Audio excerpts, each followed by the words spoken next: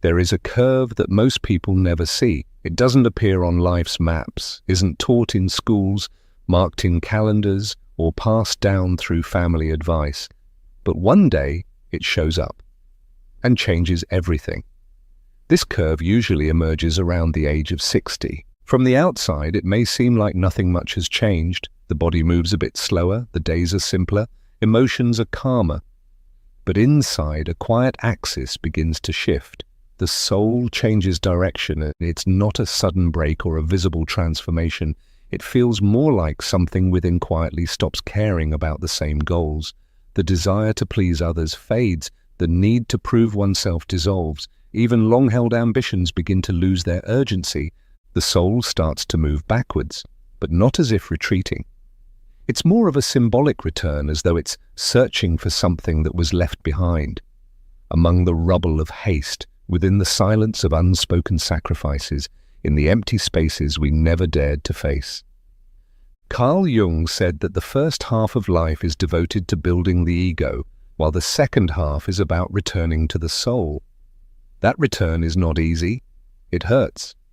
Because by 60, the soul no longer tolerates masks, it rejects pretense, it pushes away everything forced, it demands truth.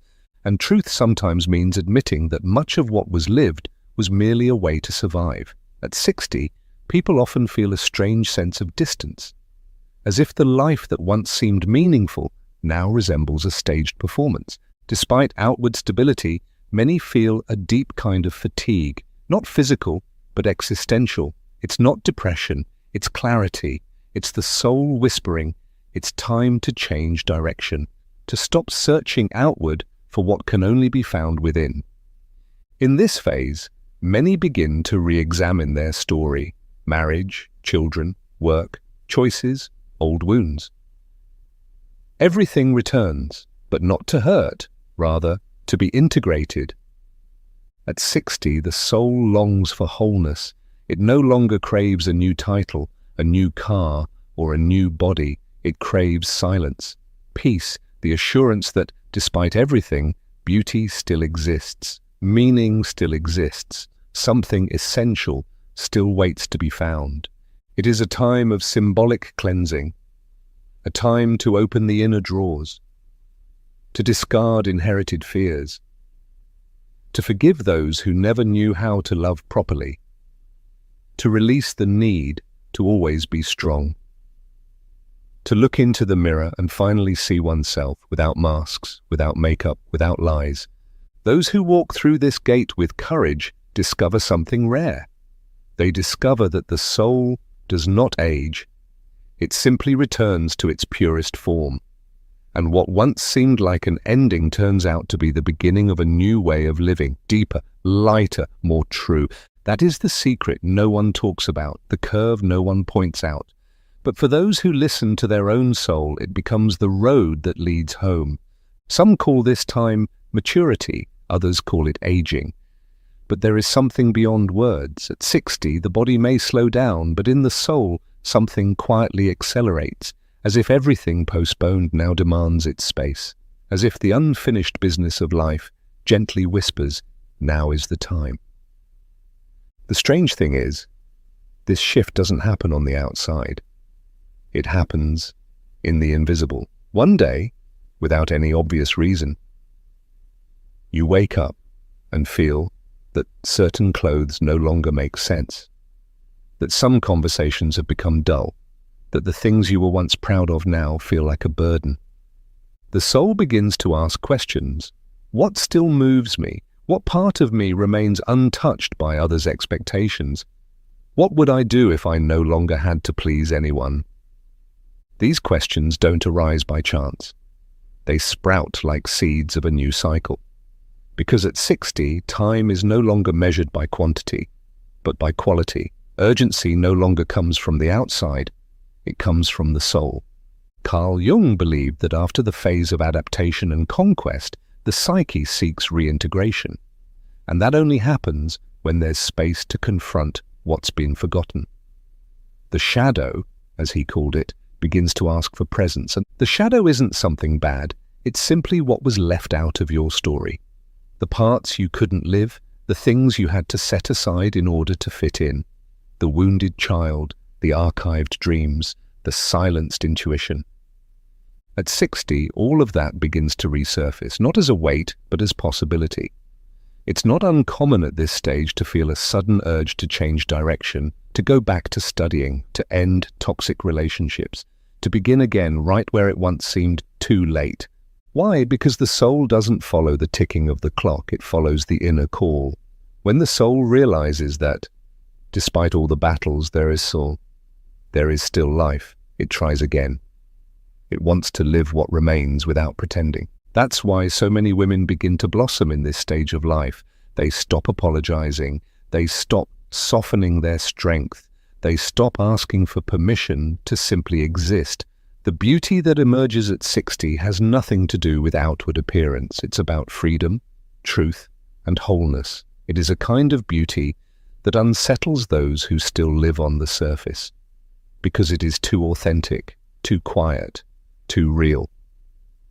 And those who carry it feel no need to prove anything anymore. Perhaps you've felt, somewhere deep within, that this turning point has arrived, that you no longer recognize yourself in your old roles, that there is a longing to go deeper, to care about what truly matters, to say no without guilt, to say yes with your heart. That impulse isn't selfish, it's an awakening. The beginning of a new chapter. One where you no longer live for others, but from within yourself. And those who embrace this turning point with courage discover something rare. The peace of simply being themselves without fear. Because the soul is finally allowed to breathe in its own rhythm again. There's something few people say aloud, but many feel it when they reach this stage of life. The realization that they've spent most of their life living for others. For the children, the partner, the family, the work, the social duties, all of it took up so much space that now there's a strange emptiness, an unoccupied room, and it is in that very space that the soul begins to move. It no longer wants to be useful, it wants to be real. In a world that worships productivity, this might seem strange, but the soul is not here to be productive. It is here to be whole. And at 60, it seems to whisper, I've followed every command, now it's my turn. This reversal of values can be frightening. Frightening because no one prepares you for it. Society paints aging as a phase of decline. But Jung saw the opposite. To him, this stage of life was the richest, the most symbolic, full of true potential. Because now the ego lets go, pride fades, and time begins to reveal what was hidden all along. It's often the case that during this phase of life, old memories return with great force, childhood moments, significant people, places filled with longing. But this isn't just nostalgia. It's a sign that the soul is reorganizing its archives. It wants to understand what still hurts, what remains unanswered, what still lives on. And for that it calls for silence. And the soul doesn't shout at this moment. It sighs, it exhales. It whispers between the lines of everyday life. In recurring dreams, in unexpected emotions, in inexplicable yearnings. You begin to realize that some people no longer make sense. That certain opinions no longer move you. That certain wounds no longer define you. It's as if the soul is claiming its autonomy, as if it's saying, I'm leading now. But for that to happen, you must listen. Listen to the sadness that arises without reason, to the body asking for more rest, to the boredom that sets in where there was once excitement, because all of it is signaling something, a quiet transformation taking place. And this change isn't superficial. It's structural. It tears down old images, dissolves roles, and confronts you with something you may have avoided your entire life. Your own truth. At this turning point, many people finally discover spirituality, not as a doctrine, but as lived experience, as a state of presence, as deep inner awareness. Jung once said that no one becomes enlightened by imagining figures of light, but by becoming conscious of their own darkness. And at 60, those words carry new weight. Because now darkness isn't the enemy, it's a threshold. It's the womb in which something new begins to grow. What once seemed like loneliness begins to reveal itself as a meeting with the essential, a meeting with what has always been there, quietly waiting to be embraced. It's fascinating how, at 60, even words change their meaning. Time, for instance, no longer means haste, it begins to mean presence. You stop measuring your days by completed tasks and start feeling them through the depth of your moments, the truth in each gesture, the peace that lives in the spaces between. Love also changes at 60. It stops being expectation, stops being fantasy, and becomes a conscious choice. You no longer love to complete something. You love to accompany. Love no longer needs display. It becomes shared silence, a glance that understands, a presence that honors space. Fear, on the other hand, loses its grip. You've seen too much to be frightened by little things. You've fallen and risen so many times that fear becomes just a reminder of how strong you've been. At 60, there is a kind of wisdom that can't be explained, a clarity that doesn't come from books, but from scars, a knowing that lives in the body, speaks through the eyes, and expresses itself effortlessly. And that's exactly why this wisdom unsettles. It disturbs those still acting in the theatre of the ego, who confuse worth with appearance, who equate youth with power, without realizing that a ripened soul becomes a fertile ground for creation. Because in this stage of life, the most beautiful things begin to emerge, the deepest stories, the most honest advice, the pauses that heal. But only what had the courage to die can come to life again. At 60, many things must die: the need for approval, the illusion of control, the habit of trying to save everyone, the pressure to be perfect. And when all of that dies, something extraordinary happens. You begin to breathe differently. It's as if, after decades of constriction, the soul opens a window, and from this inner side, everything feels more alive, more sensitive, more true. That's why many people in this phase feel a deep urge to write, to paint, to walk alone, to study again, to meditate, to travel, not to see places, but to experience themselves in new places. The soul longs for expression. It wants to break out of confinement. It wants to be seen, not for others, but for itself. And every step on this path is a form of healing, a healing that doesn't come from medicine, but from making peace with one's own time. You no longer want to run back into the past, nor rush into the future. You simply want to be here, fully, presently. And that is the most beautiful form of wisdom. To be in the now, with everything you are, without hiding anything, without apologizing for how long it took, without asking for permission to begin again. There is an inner season that only blooms after 60. It doesn't resemble the spring of youth, full of haste and promises. It's a quieter, more mature spring, grown from roots that have survived many storms. And when it blooms with truth. This season follows a different rhythm. It doesn't ask much of the body, but it asks a great deal of the soul. It invites you to revisit the quiet agreements of your life, the silenced words, the painful compromises, the childhood promises made in the mirror. It's a time of reconciliation with your own story. But unlike before, there is no blame now, there is compassion. You no longer scold yourself for what you did wrong. You accept it, understand it, and embrace your former selves with the tenderness of someone who knows they did the best they could with what they had. This understanding is not passive, it's liberating, because only those who truly forgive themselves can move on lightly. And lightness becomes urgent at 60. Not a superficial lightness that pretends nothing hurts, but a conscious lightness that acknowledges the pain is there, but no longer rules. That longing still exists, but no longer weighs heavily. That absence still lingers, but no longer paralyzes. Jung called this process a late individuation. It's as if the soul, after years of adjusting to the world, finally says, "Now I want to find myself."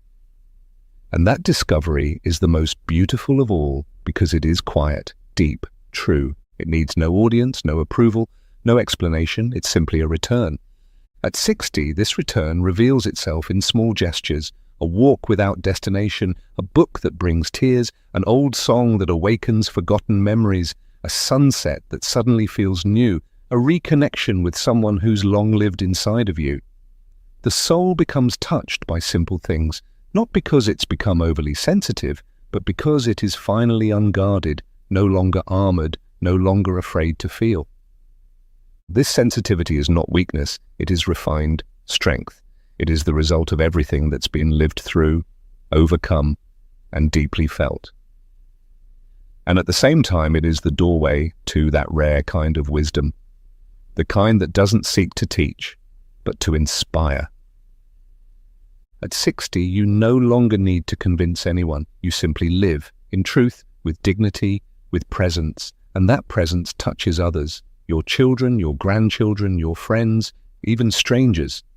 Because when a soul becomes whole, it illuminates everything around it. There is a kind of beauty that only appears when the rush is gone. It shows in the lines of the face, in the pauses between words, in eyes that have seen much and can still be moved. It is a beauty without makeup, without filters, without effort. And for that very reason, it is the rarest kind. This beauty doesn't shout, it radiates. It doesn't demand attention, it remains. And those who possess it often don't even realize it, because they've spent a lifetime trying to conform to standards that never recognized their light. But at 60, this kind of beauty begins to emerge. It comes forth when you stop fighting time, when you stop chasing validation in other people's mirrors, when you realize that your story, with all its pain and all its choices, is worth celebrating.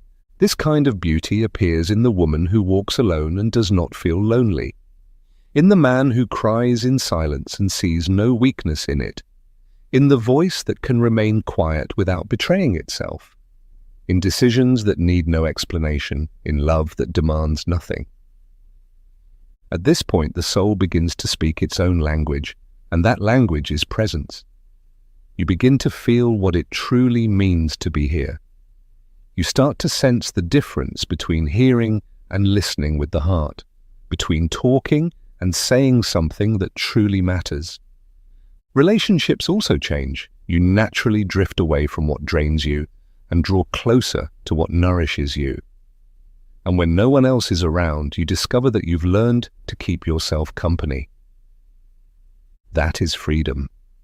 When solitude no longer means absence, but the presence of the self. When silence is no longer uncomfortable but becomes a refuge. When time is no longer counted but becomes space. Space to breathe, to remember, to feel, to exist more lightly. At 60, you realize you no longer need to explain yourself. You simply are. And those who see you will stay. Those who don't will leave. But that no longer hurts because you understand. A soul can only be recognized by another awakened soul. And in that quiet, wordless recognition lies the truest connection, a connection that doesn't bind, demand, or control, a connection that simply allows, like a meeting between mirrors, like a dance in silence, like the certainty that despite everything, a life of wholeness is still possible. When the soul changes direction, everything that was hidden begins to rise.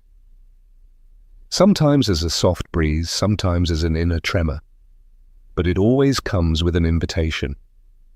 Be who you are, at last, and without fear. And that requires letting go of old versions of yourself, of stories others told about you, of the need to be useful, productive, admired, perfect. At 60, what matters is not what you do, but how you feel as you do it. It's the intention behind the act. It's the soul behind the word. You begin to understand that many of your greatest lessons came from pain.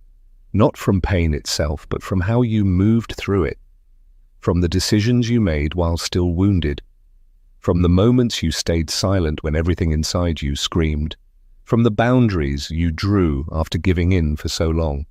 This invisible repertoire is what carries you now. It doesn't show up in diplomas or public praise, but in the way you rise each morning, in the way you look at the people you love, in the way you forgive, quietly and without drama. As the soul matures, it learns to trust, not others, but itself. It recognizes signs it once missed. It feels the body with greater mindfulness. It honors inner cycles. It knows when to speak and when to stay silent, even with trembling lips. And that is not weakness, it's wisdom. It is what remains when the outer layers no longer hold. It is what blooms when the shell falls away. It is what lives when you choose without fear to be yourself. Jung said the second half of life is not about conquest, but about integration. It's the phase when everything once separated begins to come together. The forgotten feminine, the suppressed masculine, the wounded child, the wise elder. All parts meet, look into each other's eyes, and recognize themselves. And from this meeting, a new strength is born, not a strength that dominates, but one that sustains, one that holds, one that remains, a strength that needs no spotlight because it shines from within. This is the strength that carries the soul through the years without fading. It asks for little, only truth, only silence, only the courage to never abandon yourself again. There comes a moment when everything falls into alignment, not because the world has changed, but because something within you has finally found peace. At 60, the soul no longer wants speed. It longs for depth. It no longer needs final answers. It seeks presence. It no longer wants to conquer the world. It wants peace in its own body. At this point, many realize that life was never about having, it was about being. Being who you are, even if no one understands. Remaining true to your truth, even if it's not well received. Being whole, even if you've been broken 1,000 times. By 60, the losses have left their marks. The illusions have been tested. The roads have shown both their shortcuts and their cliffs. And still, there's something inside you that keeps going, that breathes, that dreams, that wants to live, not out of duty, but out of joy. This desire to keep going lightly is proof that the soul is alive. Carl Jung saw this phase as the most sacred, because it's the time when the ego bows before the soul, when the outer world fades in importance and the inner world becomes a temple, when you learn to walk without carrying the weight of the world on your shoulders, when you finally understand that you're allowed to rest in yourself. And this resting is not passivity, it is reconciliation. With your own story, with your body, with time, with light and with shadow. In that stillness, the true meaning of life begins to unfold, not the one you were told, but the one you found yourself through it all. If you've read this far, perhaps you feel that call within, perhaps you've recognized parts of yourself in these words, parts that have long been asleep. And if something in this touched you, write a sentence in the comments that expresses this new chapter in you, like a quiet decision, an inner vow, a message from your soul. And if you feel this video might touch someone else who is going through this curve, share it with them. And if you want to continue this journey with us, a place where the soul is allowed to breathe, subscribe to the channel and turn on notifications, because here every silence is given a voice and every story a space to bloom.